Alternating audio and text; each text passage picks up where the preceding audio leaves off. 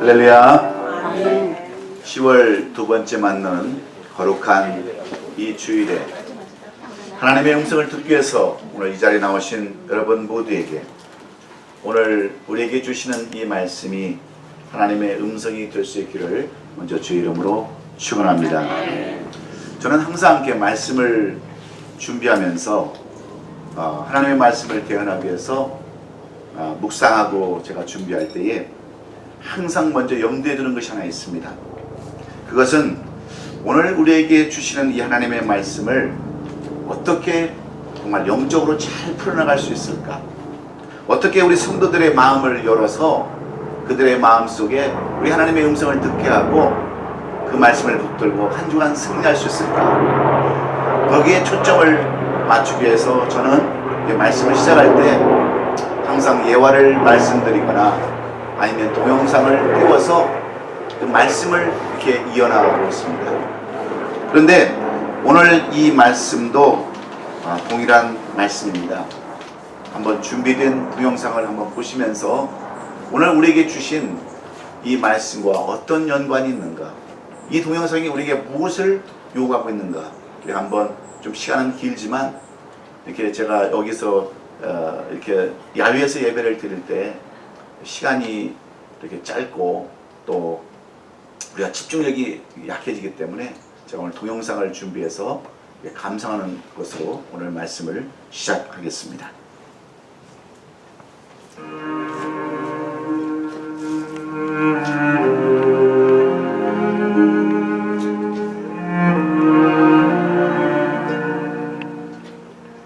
Family training for this time to see if she can win an individual Olympic gold. She has worked very hard in the last 4 years to come to this spot to try and win that first gold medal individually.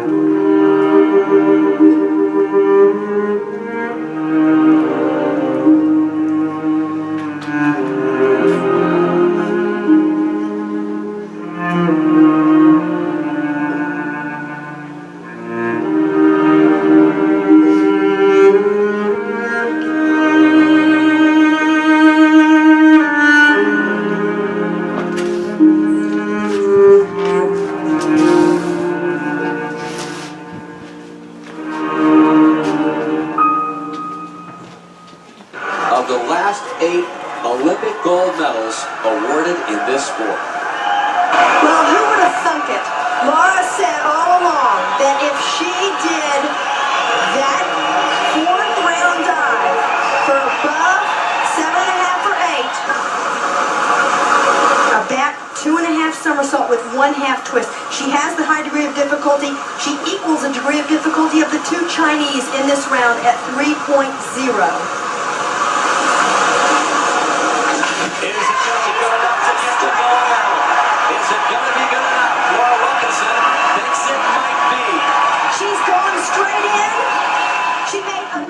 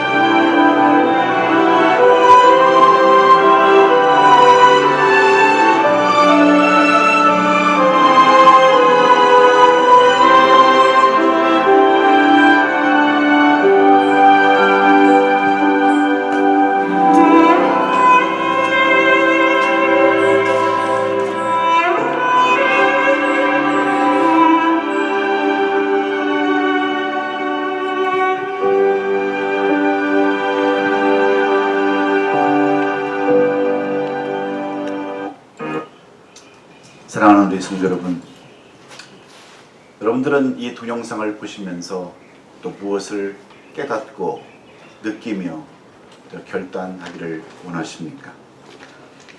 부상으로 인해서 올림픽을 포기할 수밖에 없었고 절망 가운데 있어야 했던 로라 윌킨슨이라는 저 여리고 연약한 소녀는 시련과 고난과 위기 가운데서도 우리가 너무나도 잘 알고 있는 빌립보서 4장 13절 그 말씀을 늘 믿음으로 고백하고 노래함으로 말미암아 마침내 엄청난 승리의 노래를 부를 수 있었습니다. 그렇습니다. 어려운 가운데서도 힘들고 어려운 가운데서도 위기를 극복하고 마침내 승리한 사람들은 모두 다 믿음을 다 고백하고 노래한 사람들이었습니다. 그들은 한결같이 믿음으로 견디고 믿음으로 인내하여 마침내 위대한 승리의 노래를 부를 수 있었습니다. 그래서 히브리서의 믿음장이라고 하는 히브리서 1장 3절은 이렇게 말씀을 시작합니다.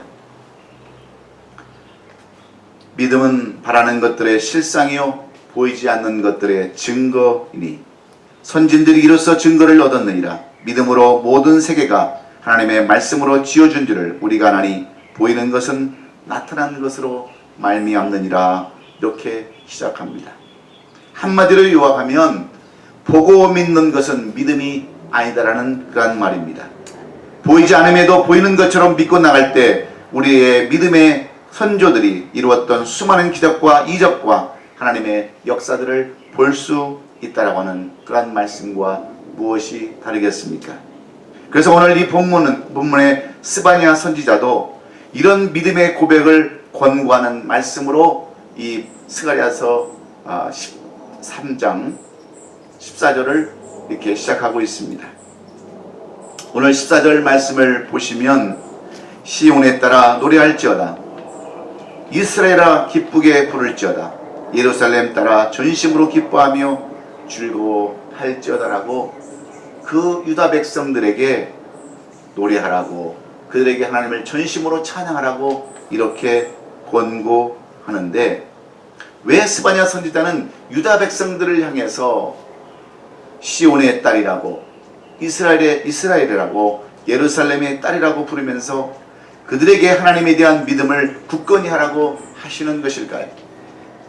여기서 시온의 딸, 이스라엘, 예루살렘의 딸이라는 것은 오늘 본문 그 앞절에 있는 스바냐서 3장 13절에 나오는 거기서 말씀하고 있는 이스라엘의 남은 자들을 의미해주고 있습니다.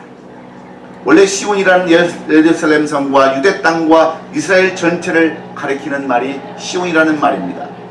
예루살렘은 당시 모리아산에 세워진 하나님의 성전을 의미하고 있기에 스바냐 선지자가 지칭하는 시온의 딸, 이스라엘, 예루살렘의 딸은 모두 다 고난 가운데, 역경 가운데 있는 남은 자들을 의미해 주는 것입니다. 그런데 스바냐 선지자 당시에 하나님의 백성들은 과연 어떤 위치에 있었길래, 어떤 상태에 있었기에 스바냐 선지자는 이스라엘 백성들을 향하여 이렇게 믿음의 노래를 고백하라고, 부르라고 권고하고 있을까요? 우리가 이 본문의 배경을 잘 살펴보면 이 스바냐 선지자가 예언하던 시대는 남왕국 요시야 왕 때의 그 통치하던 때의 시대였습니다. 스바냐 선지자는 스바냐 1장 1절에 기록된 것처럼 스바냐는 히스기야의 현손이요 아마리아의 증손이요 그달의 손자요 구시의 아들이었다라고 이렇게 말씀하고 있는 것처럼 이 스바냐 선지자는 왕족이었습니다. 집안이 대대로 왕으로부터 내려오는 왕족 가운데 한 사람이었는데, 여러분 왕족이었으니까 그 당시에 그 나라의 정치와 또 경제와 모든 종교적인 것들을 얼마나 꿰뚫고 있었겠습니까? 왕족으로서 그의 이름은 스바냐, 다시 얘기하면 체파냐라고 하는 그런 이름인데, 그 뜻은 여호와께서 비축해 두셨다, 여호와께서 준비해 두셨다고 하는 그러한 이름이 스바냐라는 이름입니다. 하나님께서는 이 하나님의 말씀을 듣지 아니하고 우상 숭배하며 범죄하는 유대 백성들에게 이 스바냐 선지자를 비축해 두셨다가 그들에게 하나님의 말씀을 전하게 하셨는데, 이 히스기야 시대의 그 4대 손인 이 스바냐는 유대의 정치적인 그런 상황과 그 다음에 모든 나라의 형편은 물론이고 종교적인 상황까지도 잘 알고 있던 사람입니다. 그런데 당시 유대의 형편은 한마디로 총체적인 위기 가운데 있었어요. 당시 왕이었던 요시야 왕은 아버지 아몬 왕이 반란군들에 의해서, 반역자들에 의해서 죽임을 당하고 가까스로 그 반역을 이렇게 다 해결한 뒤에 이 요시야 왕이 8살 나이에 왕위에 오릅니다. 여러분 8살의 왕에 올라서 무엇을 할 수 있겠어요? 그저 꼭두각시 노릇밖에 할 수 없는 그런 나이가 8살의 나이에 왕이 되었으니 여러분 어떻게 나라를 이끌어갈 수 있었겠어요? 뿐만 아니라 그 당시 상황은 그 아버지 아몬 왕이 2년간 그 정치를 하면서 너무나도 악행을 저질러 가지고 이미 백성들의 마음이 다 떠나 있었습니다. 그리고 나라의 기강은 이미 다 무너져서 나라의 국력은 쇠약해져 있고 백성들은 정치적으로나 종교적으로 더 심각한 상을 겪고 있었는데, 우리가 역대기 33장을 살펴보면 요시야 왕의 할아버지인 므낫세 왕은 이 유대의 나라를 55년 동안 이렇게 다스리면서 더 이상 하나님을 섬기는 나라라고 말할 수 없을 정도로, 하나님의 백성들이 하나님의 백성들이라고 말할 수 없을 정도로 그렇게 우상 숭배와 범죄로 유대 나라가 땅에 떨어져 있었습니다. 그래서 므낫세 왕은 아버지인 히스기야 왕이 다 무너뜨려 버렸던 그 산당들과 우상 산당을 다시 세우는 악행을 저질렀고, 예루살렘 성 뜰 안에도 우상 제단을 만들기도 할 정도로 그렇게 폐역한 왕이었습니다. 그리고 자식을 우상 제물의 제물로 바치는 일도 서슴지 않았습니다. 이런 과정 속에서 유대 백성들은 그저 망해가는 나라, 하나님께서 심판이 곧 다가온다는 그런 나라를 바라보면서 어찌 절망 가운데 그들이 살지 않을 수 있었겠습니까? 하나님의 성전은 이미 우상의 산당이 되어버렸고 왕이 앞장서서 하나님의 종들을 핍박하는 그런 나라, 우상 숭배를 선동했을 때 유다 백성들은 더 이상 소망도 꿈도 없이 깊은 절망에 빠졌을 때가 바로 이 스바냐 선지자가 예언할 당시의 상황이었습니다. 그래서 하나님께서는 스바냐 선지자를 세우시고 유대 백성들에게 믿음을 가지고 믿음을 고백하며 노래하라고 오늘 이 본문에 권면하고 있습니다. 그렇다면 왜 스바냐 선지자는 절망 중에 있던 하나님의 백성들에게 어째서 이 믿음의 노래를 부르라고 권고하고 있는 것일까요? 우선 하나님의 백성들은 어떤 상황 속에서도 믿음을 잃어버리지 아니하고 믿음을 노래하는 사람들이기 때문에 그렇습니다. 그 어떤 상황 속에서도 믿음의 고백이 사라져버리면 안 되기 때문에 그렇습니다. 하나님의 백성은 하나님을 믿고 의지하는 믿음의 고백과 노래를 통해서 위로를 받고 용기를 얻고 이 믿음의 고백을 통해서 희망을 가질 수 있기 때문입니다. 그러면 이 믿음의 고백, 이 믿음의 노래가 하나님의 백성을 하나님의 백성답게 세워갈 수 있기 때문입니다. 그러면 이 믿음의 고백을 우리도 해야 되겠는데, 오늘 우리가 아침에 불렀던 찬송가 413장 1절의 가사에 뭐라고 기록되어 있습니까? 내 평생에 가는 길 순탄하여 늘 잔잔한 강 같든지 큰 풍파로 무섭고 어렵든지 나의 영혼은 늘 평안하다라고 이렇게 고백하고 있는데, 이 곡을 작사한 사람은 호레이오 스페포드라는 사람입니다. 제가 얼마 전에 이분에 대해서 한번 말씀을 드린 적이 있는데, 이 스페포드라는 사람은 사회적으로도 성공한 사람입니다. 그는 변호사의 직분을 갖고 있었을 뿐만 아니라 린드 대학과 시카고 대학에서 의과대학의 법의학 교수로 쓰임을 받았을 뿐만 아니라 노스웨스턴 대학의 신학교 이사장과 운영위원을 맡았던 사회적으로도 성공을 했던 사람입니다. 또한 그 당시 시카고에서 성공했던 세계적인 교회 무디 교회의 친구로서 그 교회의 재정집사와 또 주일학교를 맡았던 신실한 기독교인이 되었습니다. 그런데 그는 그의 나이 43세 때 1871년 시카고 대화재가 났을 경우 때 그는 모든 재산을 다 잃어버렸습니다. 거기다가 그의 위아들이었던 아들이 급성 전염병 피부질환으로 사망을 해버리고 말았습니다. 재산 다 잃어버렸죠. 그 위아들 하나 남은 거, 딸 넷에다가 위아들 하나 남았는데 이 위아들마저 죽게 되자 그는 쉼이 필요했습니다. 엄청난 재난을 당한 가족들을 위로하기 위해서 그들의 휴식이 필요해서 그의 아내와 딸 4명과 함께 유럽을 여행하기로 하고 그는 프랑스 객선 아브르후에 몸을 싣기로 했습니다. 그래서 뉴욕항을 떠나기로 했는데 이 스페포드는 그날 너무나도 갑작스러운 일이 있어서 갈 수가 없어서 그의 아내와 4딸만 먼저 가기로 하고 자신은 남았습니다. 그런데 그 배가 그날 저녁 새벽 2시에 영국의 철갑선이었던 그 라키에이라고 하는 그 배하고 충돌을 해서 226명의 그러한 승객들이 이 4딸과 함께 거기서 수장되고 말았습니다. 그 아내는 가까스로 구조되어서 영국으로 이송되었는데 이 아내는 그의 남편에게 하나의 전문을 보냅니다. Saved alone. 나 혼자 살아남았음이라고 하는 전보를 이 스페포드에게 보냅니다. 그 전보를 받고 스페포드가 얼마나 놀랐는지 모릅니다. 얼마나 길었는지 모릅니다. 딸 넷이 그 대서양 차갑고 깊은 바다에 다 수장됐다는 얘기를 듣고 얼마나 마음이 아팠겠어요.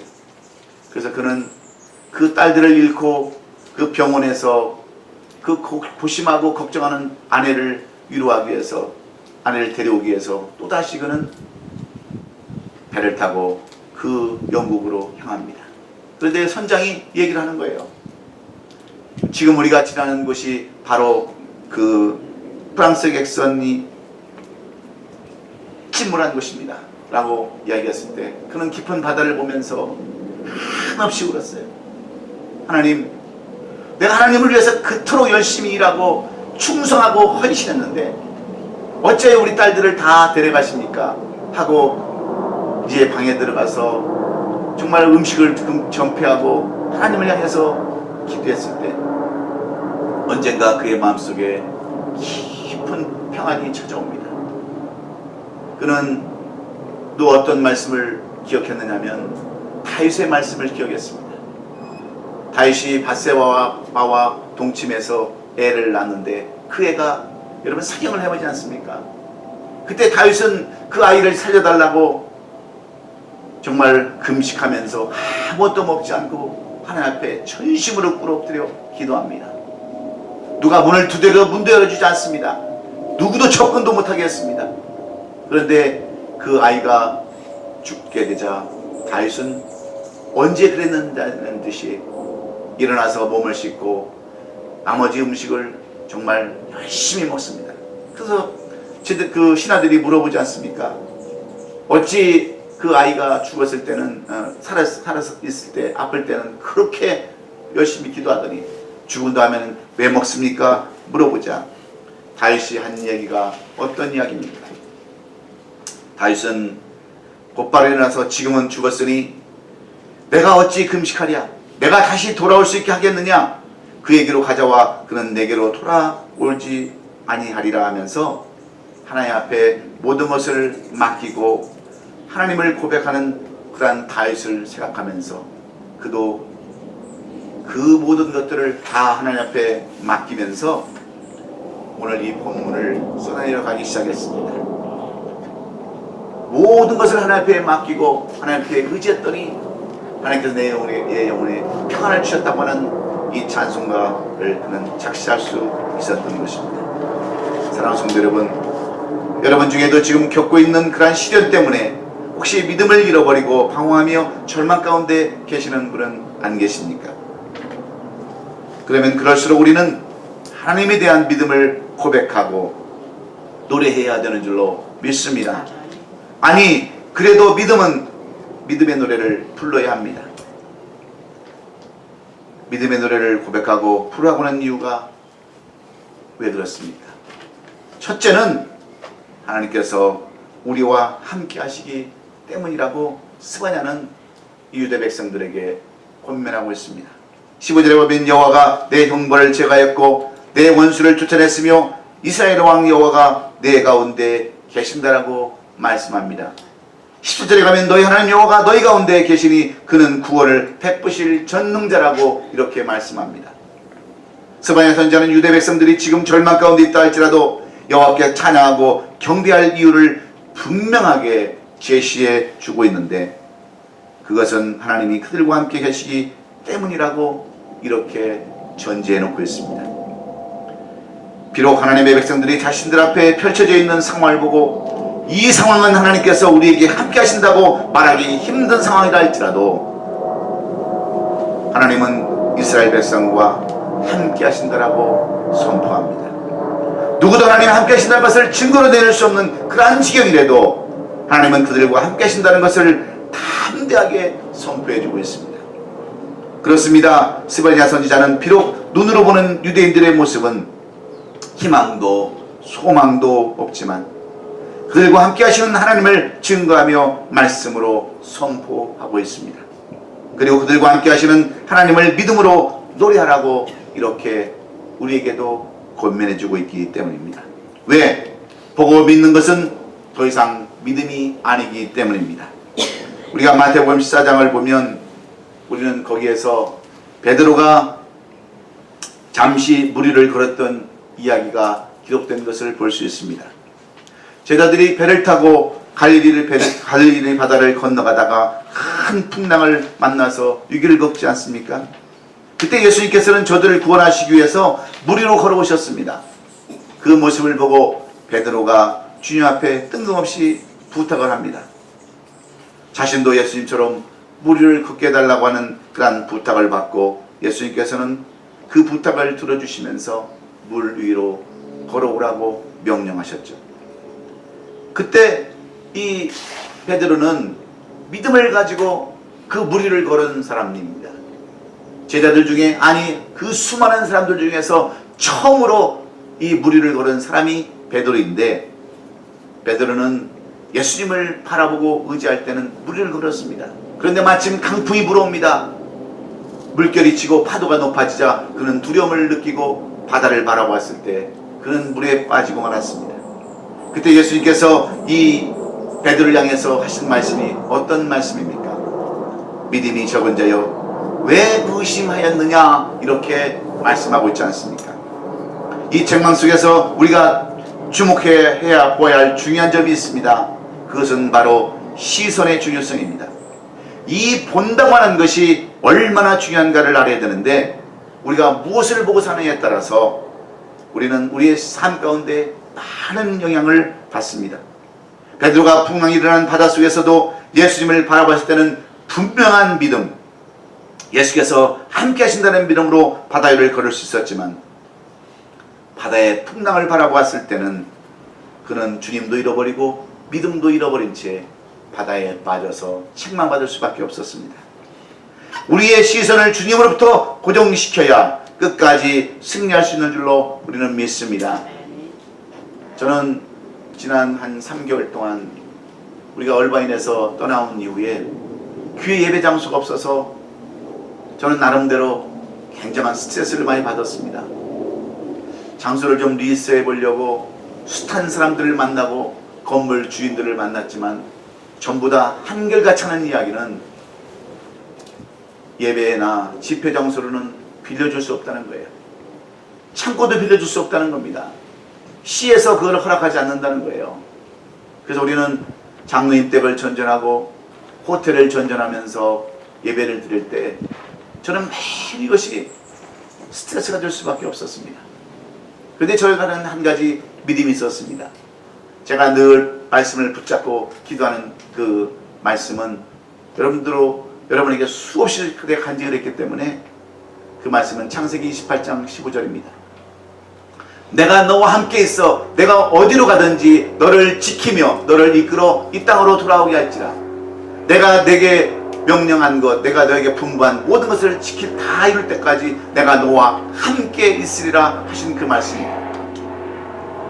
하나님, 내가 내 집을 달라는 것도 아니고 정말 하나님을 마음껏 찬양하고 경배할 수 있는 예배 장소를 주세요 하고 기도했을 때 하나님께서는 저에게 주셨던 이 창세기 28장 15절 말씀이 저에게 위로와 소망이 되었습니다. 하나님은 반드시 나와 함께 하신다고 하는, 우리 교회와 함께 하신다고 하는 이 믿음이 결국 우리 교회에게 아름다운 건물을 주시는 줄로 우리는 믿습니다. 그래서 우리가 이 믿음을 노래해야 되는 거예요. 안 된다고 원망하고 불평하고 짜증내는 것이 아니라 끝까지 우리가 이 믿음의 노래를 고백하고 노래할 때 하나님 그런 사람들 통해서 역사하신 줄로 믿습니다.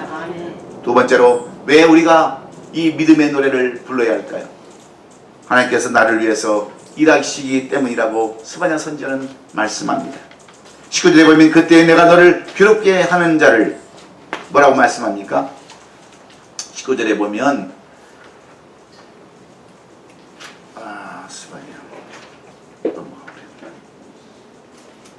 19절에는 이렇게 기록되어 있습니다. 그때 내가 너를 괴롭게 하는 자를 다 벌하고 저는 자를 구원하며 쫓겨난 자를 모으며 온 세상에서 수익받는 자에게 칭찬과 명성을 얻게 하리라 그랬습니다.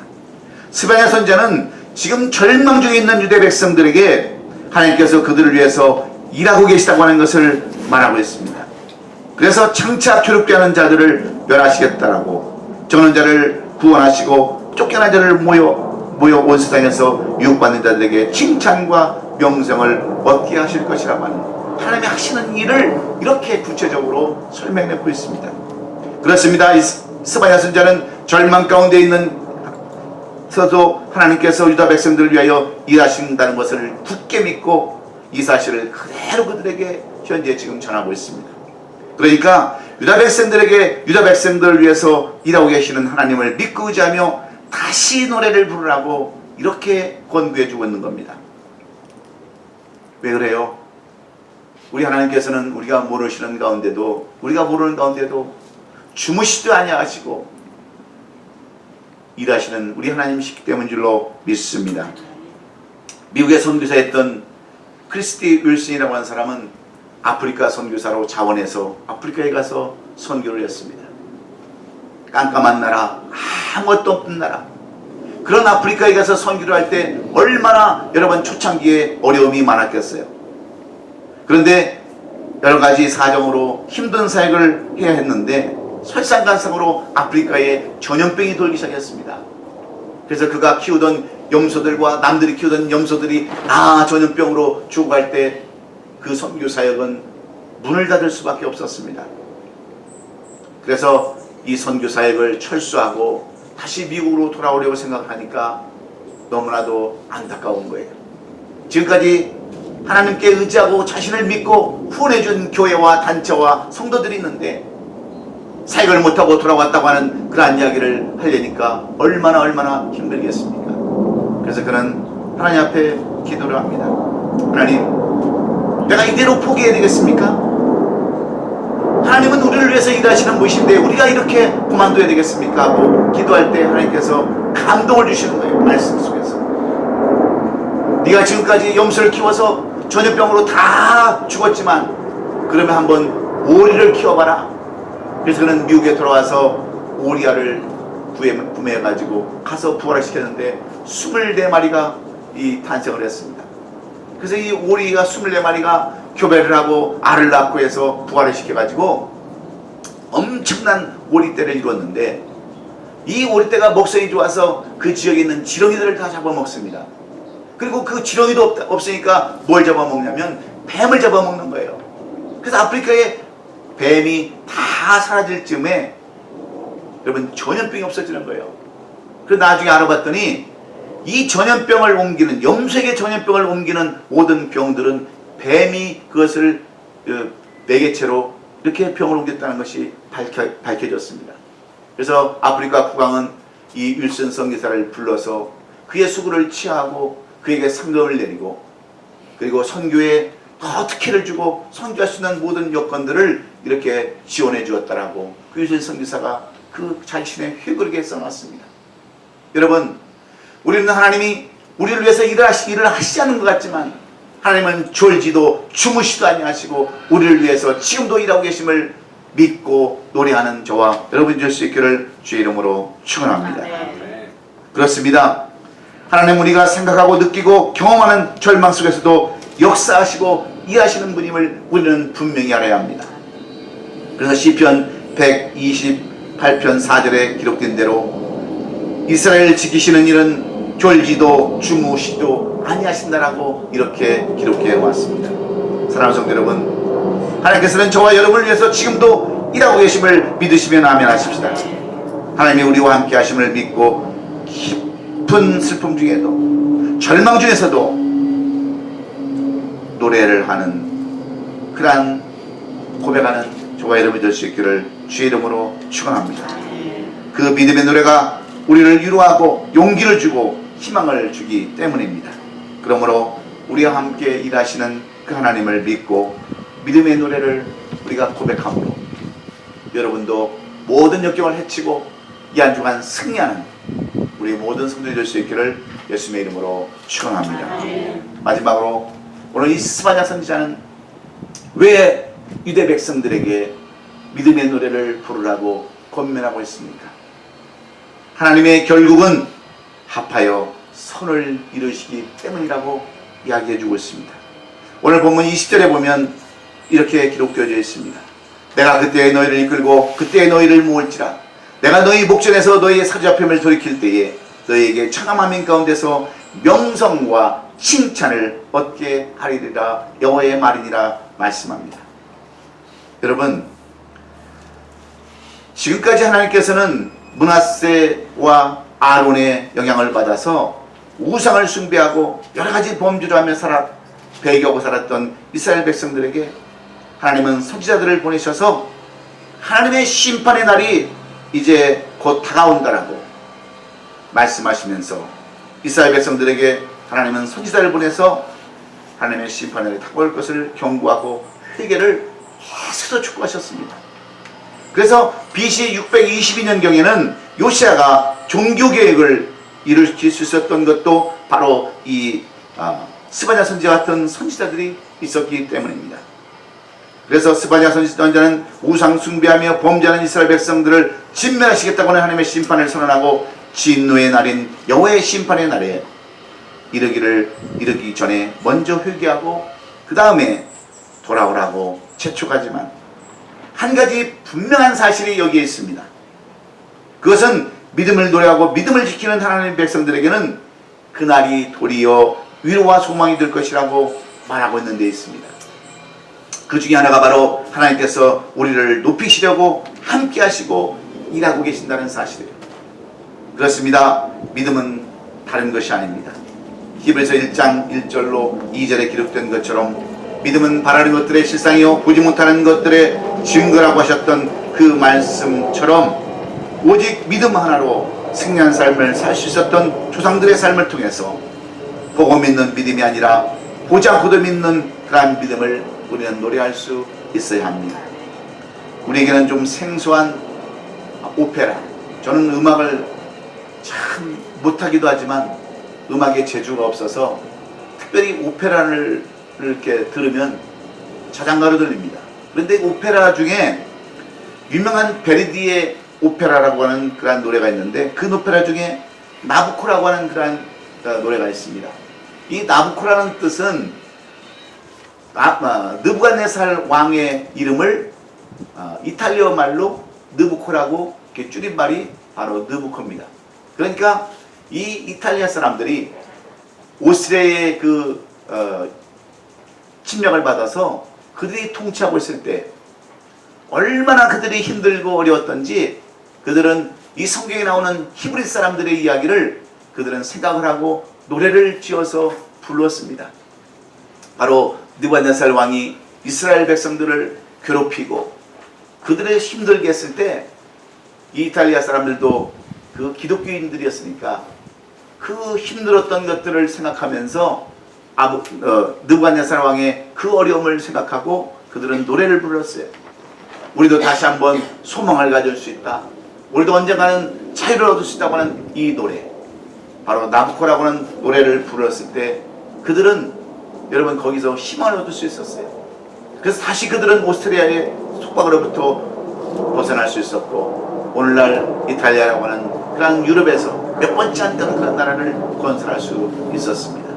왜 그렇습니까?